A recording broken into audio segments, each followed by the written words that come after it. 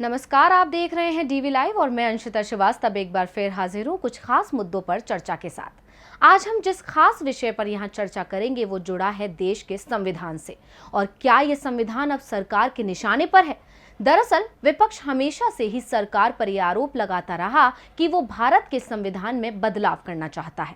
अब चाहे वो समान नागरिक संहिता से जुड़ा मुद्दा हो या जनसंख्या नियंत्रण कानून लागू करना हो या फिर दंड प्रक्रिया संहिता में फेरबदल करना हो, इसके अलावा चाहे आरक्षण का ही मुद्दा क्यों ना हो, हर जगह सरकार फेरबदल करने में लगी हुई है।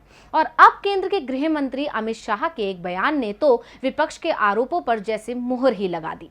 तो दोस्तों, आज हम बात करेंगे उन कानूनों के बारे में जिनमें सरकार फेरबदल करना चाहती है और साथ ही ऐसा करने के पीछे क्या हो सकती है सरकार की मंशा। लेकिन सबसे पहले आपको बताते हैं अमित शाह के उस बयान के बारे में जिसने विपक्ष के कान खड़े कर दिए हैं। केंद्रीय गृह मंत्री अमित शाह ने गुजरात के गांधीनगर में नेशनल फोरेंसिक साइंस यूनिवर्सिटी के centre of excellence for research and analysis of narcotics drugs and psychotropic substances के उद्घाटन के दौरान कहा कि देश की नरेंद्र मोदी सरकार सीआरपीसी, आईपीसी और इंडियन एविडेंस एक्ट में फेरबदल चाहती है। अमित शाह ने कहा कि 3rd डिग्री के दिन अब जा चुके हैं और अब पुलिस की जांच पड़ताल में वैज्ञानिक सबूत और साक्ष्य आधार होना चाहिए। उनके मुताबिक केंद्र सरकार सीआरपीसी, आईपीसी और ईए को आधुनिक बनाने और आज की जरूरत के हिसाब से करने के लिए उसमें बड़े बदलाव लाने पर योजना बना रही है। शाह ने आगे कहा, भारत सरकार एक बहुत बड़ा संवाद कर रही है कि हम सीआरपीसी, आईपीसी और एविडेंस एक्ट तीनों में आमूलचूल परिवर्तन करना चाहते हैं। उन चीजों को निकालकर आज की चुनौतियों का सामना करने के लिए हम नई धाराएं जोड़ना चाहते हैं। मेरा बहुत पुराना सुझाव है कि 6 साल के ऊपर सजा वाले सभी अपराधियों में फॉरेंसिक साइंस का विजिट अनिवार्य करना है। दिखने में यह बहुत सुनहरा सपना है, पर मैन पावर कहाँ है? उन्होंने आगे बताया कि देश के हर जिले या फिर प्रत्येक पुलिस रेंज में कम से कम एक एफएसएल मोबाइल वैन होनी चाहिए, पर इसके लिए हमें योग्य छात्रों की जरूरत होगी और यह तभी संभव होगा जब एनएफएसयू हर सूबे में अपने कॉलेज खोलेगा। हम इसके लिए और इंतजार नहीं कर सकते। आपराधिक मामलों में वैज्ञानिक आधार पर जांच पड़ताल की जरूरत पर शाह ने कहा, मैं हाल ही में आईपीएस ट्रेनी को संबोधित कर रहा था और मैंने उन्हें बताया कि हमारी पुलिस को 2 किस्म के आरोपों का सामना करना पड़ता है। पहला कि उसने कोई कार्रवाई नहीं की, जबकि दूसरा कि पुलिस विभाग की ओर से ज्यादा ही एक्शन ले लिया गया। हम सामान्य कार्रवाई चाहते हैं और यह तभी संभव हो सकेगा जब हम वैज्ञानिक प्रमाण को अपनी जांच में अहम आधार बनाएंगे। 3rd डिग्री के दिन गए, अब हमें वैज्ञानिक शोध और तकनीक के आधार पर दोषारोपण और जांच को सुनिश्चित करने का प्रयास करना चाहिए। अमित शाह ने बयान तो दे दिया, लेकिन अब सवाल ये पैदा होता है कि किसी उद्घाटन समारोह में अमित शाह ने इस तरह का बयान आखिर क्यों दिया? किसी यूनिवर्सिटी के उद्घाटन समारोह में इस तरह के बयान देने का क्या मतलब बनता है? और अमित शाह गुजरात के गांधीनगर की किस यूनिवर्सिटी का उद्घाटन करने पहुंचे थे? तो दोस्तों, आगे बढ़ने से पहले आपको बताते हैं इस यूनिवर्सिटी के बारे में। राष्ट्रीय फोरेंसिक विज्ञान यूनिवर्सिटी गांधीनगर गुजरात में है। पहले इस यूनिवर्सिटी को गुजरात फोरेंसिक साइंस यूनिवर्सिटी के नाम से जाना जाता था।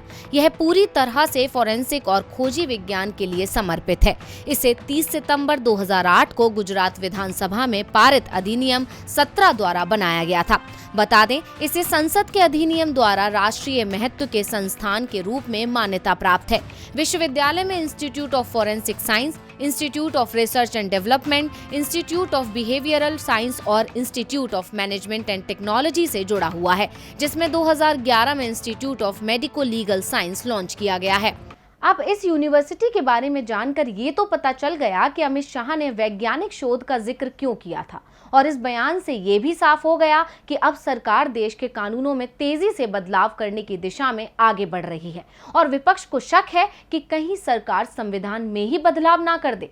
आखिर क्यों सरकार कानूनों में फेरबदल करना चाहती है, ये भी जानेंगे, लेकिन उससे पहले जानते हैं कि क्या होते हैं सीआरपीसी, आईपीसी और ईए, और क्या वाकई में इसमें फेरबदल की जरूरत है।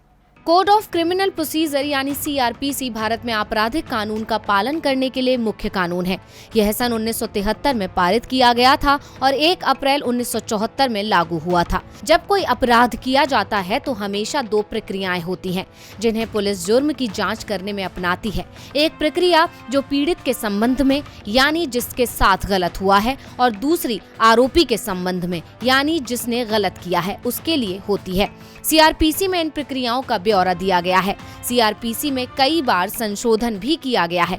दंड प्रक्रिया संहिता में 37 अध्याय तथा कुल 484 धाराएं हैं, लेकिन यह संहिता भारत की सेना पर लागू नहीं होती। बता दें कि अनुच्छेद 370 हटने के बाद जम्मू एवं कश्मीर में भी अब भारतीय दंड संहिता लागू है। भारतीय दंड संहिता यानी IPC ब्रिटिश काल में सन 1860 में लागू हुई। इसके बाद भारत के स्वतंत्र होने के बाद इसमें समय समय पर संशोधन होते रहे। पाकिस्तान और बांग्लादेश ने भी भारतीय दंड संहिता को ही लागू किया। लगभग इसी रूप में यह Burma, Sri Lanka, Malaysia, Singapore, Brunei आदि में भी लागू की गई थी, लेकिन इसमें अब तक बहुत से संशोधन किए जा चुके हैं। CRPC और IPC के अलावा EA यानी एविडेंस एक्ट में भी बदलाव का जिक्र किया गया है। बता दें कि एविडेंस एक्ट यानी साक्ष्य विधि उन नियमों के बारे में जानकारी देती है जिसके आधार पर न्यायालय के सामने तथ्य साबित और खारिज किए जाते हैं। किसी तथ्य को साबित करने के लिए जो प्रक्रिया अपनाई जाती है उसके नियम साक्ष्य विधि ही तय करती है। साक्ष्य विधि अपने आप में बहुत ही महत्वपूर्ण विधि है। पूरे भारत की न्याय प्रक्रिया भारतीय साक्ष्य अधिनियम 1872 की बुनियाद पर टिकी हुई है। साक्ष्य अधिनियम आपराधिक तथा सिविल दोनों प्रकार की विधियों में निर्णायक भूमिका निभाता है। साक्ष्य अधिनियम के माध्यम से ही यह तय किया जाता है कि कोर्ट में पेश किए गए सबूत को स्वीकार किया जाएगा या नहीं। CRPC, IPC और EA क्या होते हैं और भारतीय संविधान और देश की कानून व्यवस्था को चलाने में इनकी कितनी अहम भूमिका है, हमने इसके बारे में विस्तार से समझा भी। ये संहिता ब्रिटिश काल में लागू की गई और जिसमें पहले भी कई बार संशोधन भी किए गए हैं। तो ऐसे में अब सवाल ये पैदा होता है कि आखिर सरकार अब दोबारा से इसमें फेरबदल करने पर विचार क्यों कर रही है? क्या वाकई सरकार वैज्ञानिक शोध और तकनीक के आधार पर दोषारोपण और जांच को सुनिश्चित करना चाहती है, या फिर इसके पीछे सरकार की अपनी ही कोई मंशा है? विपक्ष शुरुआत से ही देश की केंद्र सरकार पर यह आरोप लगाता है कि सरकार पूरे संविधान को ही बदलना चाहती है। क्योंकि ये आसान नहीं है, इसलिए सरकार धीरे धीरे सभी कानूनों में फेरबदल कर रही है या फिर फेरबदल करने का विचार कर रही है और देश में नए कानून भी ला रही है, जैसे जनसंख्या नियंत्रण कानून, नागरिकता संशोधन विधेयक 2019 आदि। हालांकि इन सभी पर सरकार का जमकर विरोध भी हुआ है। अब सरकार ने जितने भी बदलाव किए हैं वो सभी सिर्फ एक ही तरफ इशारा करते हैं कि सरकार किसी विशेष समुदाय को ही टारगेट करना चाहती है और सरकार का एक पक्षीय होना कहीं ना कहीं सरकार की छवि को धूमिल कर रहा है, जो कि 2022 में होने वाले विधानसभा चुनाव और 2024 में होने वाले लोकसभा चुनाव पर बहुत प्रभाव डाल सकता है।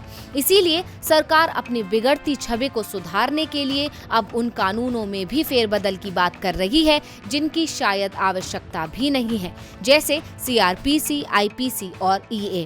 क्योंकि अगर अमित शाह के बयान की एक बार फिर बात करें तो उसमें 3rd डिग्री की बात की गई है, और अगर दंड संहिता की बात की जाए तो उसमें 3rd डिग्री देना तो कानून के खिलाफ है। क्योंकि कानून के मुताबिक जिस अपराधी को हिरासत में लिया गया है उसे जब न्यायालय के समक्ष पेश किया जाए तो वो पूरी तरह मेडिकली फिट होना चाहिए। अब अमित शाह ने उस चीज को बदलने की बात की है जो असल में हमारे देश के कानून में है ही नहीं। तो इससे ये तो साफ हो गया कि सरकार इस तरह की बातें करके सिर्फ जनता का माइंड वॉश करना चाहती है और अपने ऊपर लगे एक पक्षीय होने के आरोप को गलत साबित करना चाहती है। और कहीं ना कहीं विपक्ष जो आरोप सरकार पर लगा रही है वो सही है। इसी के साथ मुझे दीजिए इजाजत, फिर हाजिर होंगे कुछ ऐसे खास मुद्दों पर चर्चा के साथ। नमस्कार।